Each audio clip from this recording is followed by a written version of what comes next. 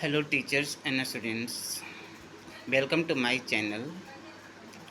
इस साल का मेन थीम है सतत जीवन हेतु विज्ञान। तो आज के चैनल में हम इसी को लेकर बात करने जा रहे हैं।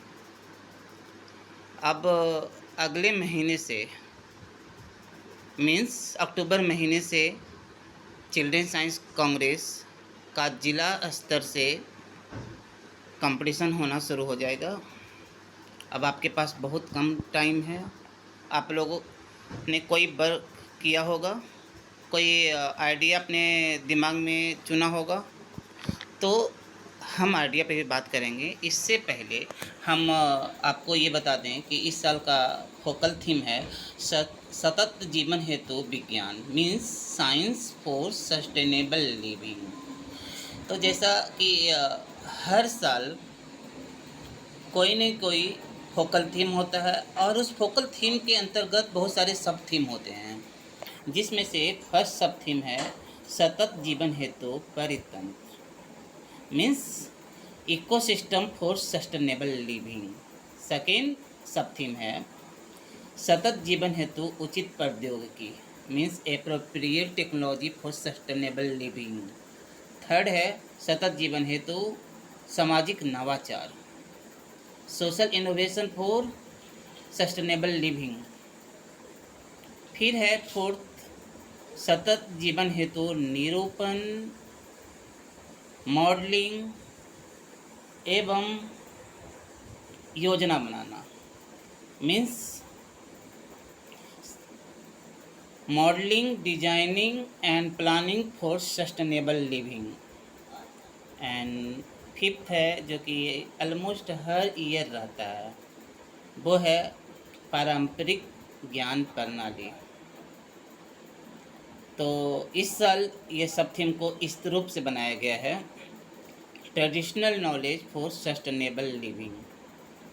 ये 5 सब थीम पे बच्चे काम करते हैं, उसमें से कोई एक सब थीम उनको चुनना रहता है। जब आप प्रोजेक्ट बनाएं तो ये सतत जीवन हेतु विज्ञान ये माइंड में होना चाहिए, और साथ ही साथ आपका प्रोजेक्ट कोरिलेट होना चाहिए आपके फोकल थीम से, फोकल थीम और सब थीम से। तो जब आप प्रोजेक्ट बनाते हैं तो दोनों चीज़ टैली होना चाहिए, फोकल थीम और आपका सब थीम।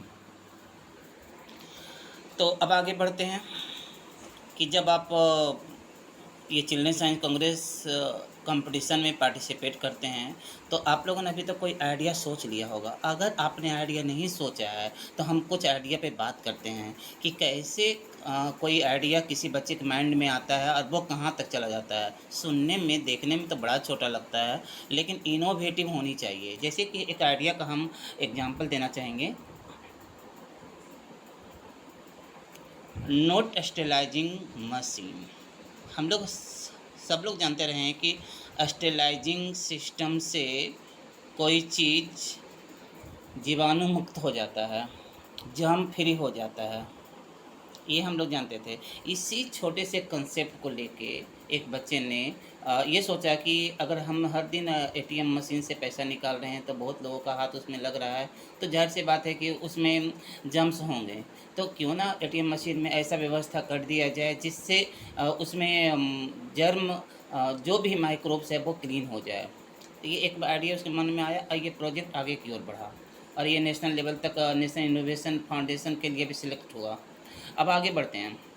अब 2 बच्चे के द्वारा ये प्रोजेक्ट बनाया गया था, जिसमें प्रोजेक्ट का टाइटल था कंटेनर क्लीननेस इंडिकेटर। ये प्रोजेक्ट एक्चुअली में ये बता रहा है कि जब हम प्लेट का यूज करते हैं खाना खाने में तो क्या होता है कि ऑयली पार्टिकल्स उसमें रह जाता है, वो हम लोग को पता नहीं चलता है। तो ये बच्चे के द्वारा एक ऐसे लाइट का यूज किया गया था, कलरफुल लाइट का, कि अगर लाइट के पास प्लेट लेके चला जाए तो उसका इमेज, कलर का इमेज आने लगता है, तो उससे पता चलता है कि ये प्लेट क्लीन है या नहीं है। अब आगे बढ़ते हैं। अब tiffin box that reminds one two wash hands. अब एक आइडिया बच्चे के मन में आया कि लंच बॉक्स में जब हम ओपन करें तो एक चीट उसमें सटा हुआ रहेगा, उसमें लिखा हुआ रहेगा कि have you washed your hand before taking the lunch. ये छोटा सा चीज़ है, हम लोग हर दिन बच्चों को बोलते रहते हैं, लेकिन ये बच्चा अपने लंच बॉक्स में एडॉप्ट किया, ये एक इसका आइडिया बन गया, फिर वो आगे के लिए बढ़ा। तो आप ये मत सोचो ना कि ये छोटा आइडिया है हम अपने तक रख लें, आप उसको अप्लाई करो, फिर वो आगे बढ़ेगा। फिर हम लोग हर दिन पेट्रोल पंप पे पेट्रोल लेते हैं, डीजल लेते हैं, तो उसमें मीटर चलते हुए देखते हैं, लेकिन कभी हम लोग स्ट्राइक माइंड में नहीं आया कि क्या ये वाटर सेविंग के लिए भी यूज हो सकता है। ये किसी बच्चे के माइंड में आया और वही सिस्टम अपने घर के वॉशरूम के शावर में लगाया और ये एक बेस्ट आइडिया प्रोजेक्ट बन गया। फिर हम लोग का जो बैक पोर्शन होता है, तो वो क्या होता है कि ख़ास करके स्कूल बैग्स आज जो इतना भारी होता जा रहा है, तो उसको रिमाइंड कर उसके रेमेडी के लिए ये सिस्टम निकाला जिसका कि टाइटल था school bag with foldable wheel legs to distribute load.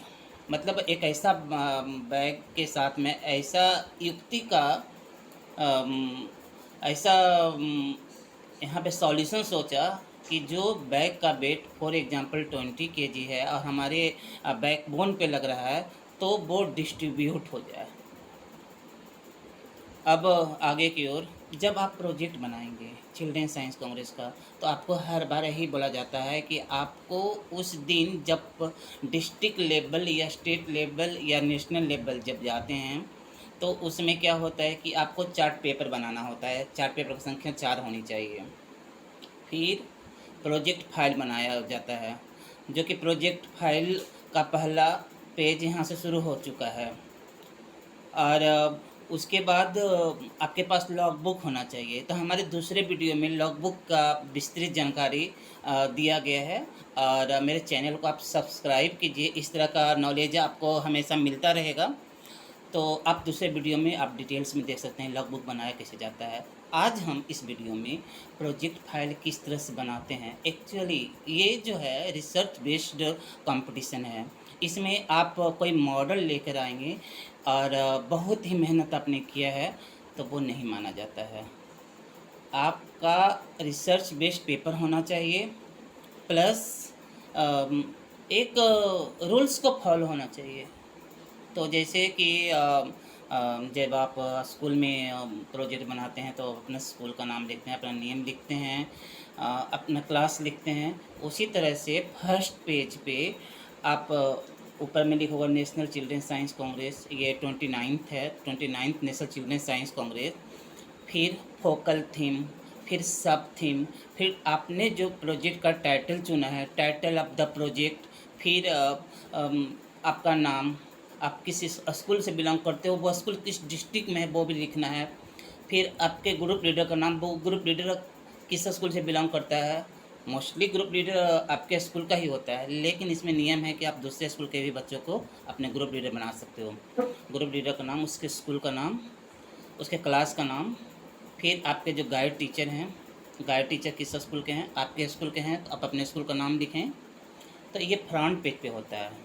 Front page के बाद फिर सेकेंड पेज है कंटेंट्स का। जैसे आपके बुक में कंटेंट्स होता है, कोई जब कंटेंट्स पढ़ता है तो पता चल जाता है उस बुक में है क्या एक्चुअली। तो वही कंटेंट्स में इस तरह से होना चाहिए कि introduction, objective, hypothesis, need statement, work plan, methodology, collection of data, analysis of data, result, conclusion, solution to the problem, follow up the action, future plan, acknowledgement. इस तरह से होना चाहिए। अब आगे बढ़ते हैं। सबसे फर्स्ट में जैसा कि वही कंटेंट्स में लिखा हुआ था इंट्रोडक्शन। इंट्रोडक्शन में क्या होना चाहिए, फर्स्टली आपने जो प्रॉब्लम को चुना है तो वो एक्चुअली प्रॉब्लम का जिक्र वर्ल्ड लेवल पे क्या है, नेशनल लेवल पे क्या है, स्टेट लेवल पे क्या है, उसके बाद आपके एरिया में क्या है, तो वो इंट्रोडक्शन में देते हुए आप आगे बढ़िए। ठीक है, इस तरह से आगे बढ़ते हैं। अब होता है objectives. Objective should be in point. Objective कभी भी पैराग्राफ में मत लिखिएगा, ये आपको नेगेटिव मार्किंग करेगा। तो जैसे इस बच्चे का जो भी प्रोजेक्ट चुना गया था, जैसे इस बच्चे का प्रोजेक्ट था रिक्लेमेशन ऑफ अल्कलाइन सॉइल। जो सॉइल अल्कलाइन हो जाता है उसको रिक्लेम करना है, मतलब फिर से उसको सही करना है। उसके लिए इसने क्या उपाय किया है, तो ये बच्चा बता रहा है कि फर्स्ट में to reclaim the alkaline soil with composition of blue green algae and press mud. ये प्रेस मड लिया है, अब वो लिख दिया है it is a by product of sugar factory. आप अपने प्रोजेक्ट को एकदम ट्रांसपेरेंट बनाओ, एकदम आईने की तरह होना चाहिए कि हर किसी को देखे तो पता चले कि आपका प्रोजेक्ट एक्चुअली में है क्या, आप क्या करने वाले हैं। ऑब्जेक्टिव का मतलब होता है उद्देश्य, और उद्देश्य में वही होता है कि आप करने वाले क्या हैं। फिर सेकेंड वन है to comparison of the rate of neutralisation among blue green algae press mud gypsum and mixture of blue green algae and press mud. ये डिफरेंट कंपोजिशन से भी करना चाह रहा है तो उसका जिक्र किया। आप भी कुछ करना चाह रहे हैं तो आप सेकेंड ऑब्जेक्टिव में रख सकते हैं। थर्ड वन है to comparison the growth of paddy plants in different pots. ये पॉट सिस्टम से करना चाह रहा है, मतलब कि डिफरेंट डिफरेंट गमले में करके देखना चाह रहा है, अलग अलग कंपोजिशन लेना चाह रहा है, तो आप वो भी लिख सकते हैं, जिक्र कर सकते हैं। अब आगे बढ़ते हैं। हाइपोथेसिस, इसमें सभी लोगों को प्रॉब्लम होता है। हाइपोथेसिस का मतलब होता है फ्रेमवर्क ऑफ द प्रोजेक्ट। जैसे आप कोई मकान बनाने जाते हैं तो आपके मन में आइडिया होता है कि इधर हमको द्वार निकालना है, इधर खिड़की देना है, और ये ऐसा करेंगे तो इधर से एयर आएगा, इधर से करेंगे इधर सड़क होगा, आपका दिमाग में ये होता है। प्रोजेक्ट में जस्ट लाइक आपने जो कंसेप्ट को चुना है, वो कंसेप्ट आपका किस तरह से सोल्व होगा और ऑन व्हाट बेसिस पे सोल्व होगा, वो सारा चीज़ हाइपोथेसिस में देना है। जैसे ये बच्चा दिया है कि अल्कलाइन सॉइल अगर हम ब्लू ग्रीन एल्गे और प्रेसमट से ट्रीट करें तो ये ट्रीट हो जाएगा, क्योंकि लिटरेचर में भी इसकी चर्चा है कि ब्लू ग्रीन एल्गे एक अल्कलाइन सॉइल को ट्रीट करने की कैपेसिटी रखता है, एज वेल एज प्रेसमट भी कैपेसिटी रखता है। तो on on the basis of previous records हम उसमें कुछ चेंजिंग करके, उससे कंपोजिशन को चेंजिंग करके हम कर सकते हैं। ये हमारा साइंटिफिकली ही होगा। उसके बाद है नीड स्टेटमेंट। ये प्रोजेक्ट करने की आपको ज़रूरत क्यों पड़ी, मतलब कि आप कहें अपने के एरिया का समस्या क्या था। हम बात कर रहे हैं बार बार अपने एरिया। प्रोजेक्ट कभी भी अपने एरिया के बाहर का प्रॉब्लम नहीं होना चाहिए। जैसे कि आप पटना में रह रहे हो, तो पटना में कभी ओशियन सी टाइड्स और सुनामी जैसा प्रॉब्लम नहीं होगा। तो आप ऐसा ना कि सुनामी पे लेके प्रोजेक्ट करने लगो, मतलब जिस एरिया में जहाँ प्रॉब्लम सूट करता है वही करना है आपको। तो वो नीड स्टेटमेंट में वही देना होता है, समस्या क्या है आपके एरिया का, आपने कैसा समस्या को देखा, तब माइंड में आया कि हमको ये प्रोजेक्ट करना चाहिए। फिर अगर लगता हो कि आपके समस्या से संबंधित कुछ डेटा है, जैसे कि अभी पैंडेमिक सिचुएशंस में ये कोरोना बहुत सारे लोगों का हो गया है, तो आप एक मोहल्ले की बात करते हैं, इस घर में 3 सदस्य निकले, इस घर में 2 सदस्य निकले, तो एक डेटा भी आप शो कर सकते हैं समस्या के समय कि भाई ये हमारे सामने ये सिचुएशन था, तब हमने ये प्रोजेक्ट किया। उसके बाद होता है वर्क प्लान, जो कि बहुत इम्पोर्टेंट है।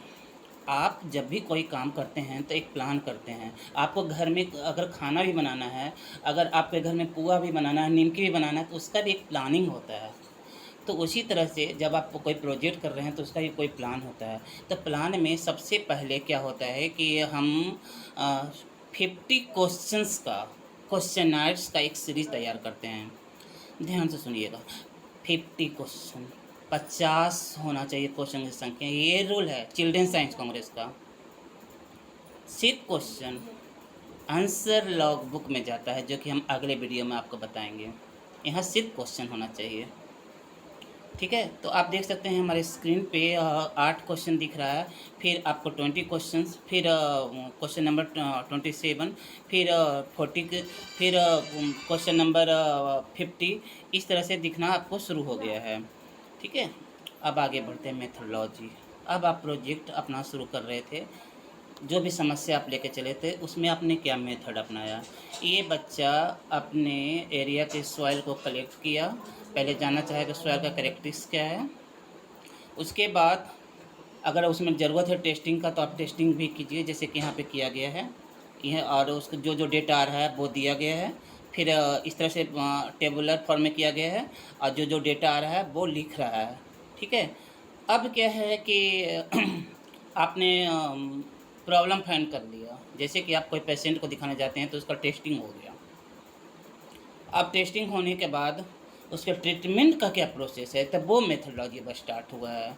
तो ये अल्कलाइन सॉइल को ट्रीट करने का जो कोशिश किया है वो मेथोडोलॉजी यहाँ पर दिया गया है। तो इसी तरह सिलसिलेवार ढंग से आपको प्रोजेक्ट फाइल में भी लिखते चलना है और वर्क भी करते चलना है। तो जैसे कि यहाँ पे आप देख रहे हैं 7 पार्ट्स में ये बच्चा रखा है। 7 पार्ट्स में ऐसा क्या है, सब सिमिलर नहीं है, किसी में कुछ कंपोजिशन लिया गया है, किसी में कुछ कंपोजिशन लिया गया है, सब में अलग अलग कंपोजिशन है। एक में जिसमें चीट नहीं सटा हुआ है उसमें सिर्फ सॉइल है, उसमें कोई मैन्योर नहीं डाला गया है, तो उसको कंट्रोल कहते हैं। तो जब आप कोई काम करें, मान लीजिए कि आप वर्मी कंपोस्टिंग पे काम करते हैं, तो एक में वर्मी कंपोस्टिंग लीजिए, तो एक कंपेरिजन के लिए, कंट्रोल के लिए एक यूँ ही आपको पॉट लेना होगा, यूँ ही आपको एक गमला लेना होगा। नेक्स्ट तो है कि आप 5 वीक 6 वीक आप काम करते हैं, तो आपका कोई ना कोई डेटा होगा ना। उसमें है कि एक बच्चा ब्लू ग्रीन एल्गे वाला पॉट लिया था, तो उसमें देखा क्या है, मैक्सिमम ग्रोथ ऑफ प्लांट। तो फर्स्ट वीक में क्या हुआ पहले वाले पॉट में, सेकंड वीक में क्या हुआ, थर्ड वीक में क्या हुआ, इस तरह से लिया है। उसके बाद फिर study of condition of leaves of paddy crops in different pots in 6 weeks. Leave का क्या कंडीशन था वो देखा गया है। फिर वाटर होल्ड कितना करता है, वाटर होल्डिंग कैपेसिटी क्या था वो देखा गया। आपका डाटा बढ़ता जा रहा है, जितना डेटा बढ़ाइए उतना ही आपका प्रोजेक्ट निखरता जाएगा। फिर अगर आपने कोई फ़ोटोग्राफी किया है वो सारा टेस्टिंग करते हुए, तो वो फ़ोटोग्राफी भी डाल दो ना। जितना प्रोजेक्ट को आप इम्प्रूव कर सकते हो उतना करो। अब होता है कि जैसे आप एक्सपेरिमेंट करते हो तो सब कुछ कंक्लूजन आता है, तो कंक्लूजन आया है, आपके भी प्रोजेक्ट का कोई कंक्लूजन आएगा, तो वो कंक्लूजन भी भैया आप पॉइंट बाय पॉइंट डालो, इससे लोगों को पढ़ना आसान होता है। फिर अब आप उस समस्या को सॉल्व करने के लिए जो प्रयास किए, फिर और क्या सॉल्यूशन के रूप में दे सकते हैं वो दीजिए। Solution to the problem, follow up action. आप अपना प्रोजेक्ट किए, क्या सोसाइटी लेवल तक लेके गए, सोसाइटी लेवल तक लेके गए तो लोगों का कैसा ओपिनियन रहा आपका प्रोजेक्ट को लेके। हो सकता है कि प्रोजेक्ट को लेके कुछ लोग निगेटिव हों, कुछ लोग पॉजिटिव हों। वैसे आप जब सोसाइटी लेवल पे लेके जाएंगे, सही से वर्क करेंगे, तो आपको यहाँ पे ओपिनियन सही ही मिलेगा। तो प्रोजेक्ट में मैक्सिमम ओपिनियन पॉजिटिव ही देना है।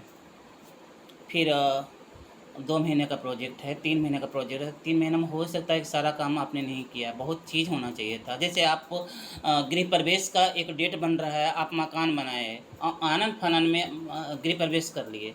अभी तो है ना कि अभी उसमें प्लास्टर करेंगे, बहुत सारा चीज़ डेकोरेट करेंगे, तो ये फ्यूचर प्लानिंग में जाता है। तो इसी तरह से प्रोजेक्ट फाइल में है कि आप बहुत सारा काम नहीं कर पाए तो वो लिख दीजिए कि आगे फ्यूचर में आप क्या करने वाले हैं, उससे पता चल जाता है जजेज को। रेफरेंस आपने कहाँ कहाँ से हेल्प लिया है वो भी जिक्र करना ज़रूरी है। फिर देखिए चार्ट पेपर, जो चार्ट पेपर होना चाहिए, उसमें फर्स्ट चार्ट पेपर में क्या होना चाहिए। फर्स्ट चार्ट पेपर में जैसे कि आप प्रोजेक्ट फाइल में फ्रंट पेज बनाए थे, तो आधा पार्ट में वो होना चाहिए, आधा पार्ट में ऑब्जेक्टिव्स होना चाहिए, 1 2 3 ऑब्जेक्टिव्स है तो वो आप दे दो उसी में। सेकेंड चार्ट पेपर में आप सर्वे किए हैं, सर्वे का कोई डेटा आया है तो उसका पाई चार्ट में दिखाओ। फिर मेथोडोलॉजी आपका शुरू हो चुका है तो वो सेकेंड चार्ट पेपर में दिखाओ। कुछ फोटोग्राफ्स है आपका सर्वे करते हुए, एक्सपेरिमेंट करते हुए, वो भी दो ताकि विजिबल हो, लोगों को समझ में आए, तो ये सेकेंड चार्ट पेपर में जाएगा। थर्ड चार्ट पेपर में अब रिजल्ट दे दीजिए, उसी में कंक्लूजन दे दीजिए। फोर्थ चार्ट पेपर में आपका जो सॉल्यूशन आया है जो प्रोजेक्ट का वो दीजिए। फिर आप सजेस्ट क्या करना चाहते हैं वो भी दीजिए, आपका प्रोजेक्ट क्लियर होगा। Thank you very much. तो हमारे चैनल को सब्सक्राइब करना मत भूलिएगा। और मुझे अच्छा लगेगा कि आप लोग का कुछ कमेंट भी आए, कुछ सजेशन भी आए, तो उस सजेशन के अकॉर्डिंग हम काम भी करना चाहेंगे।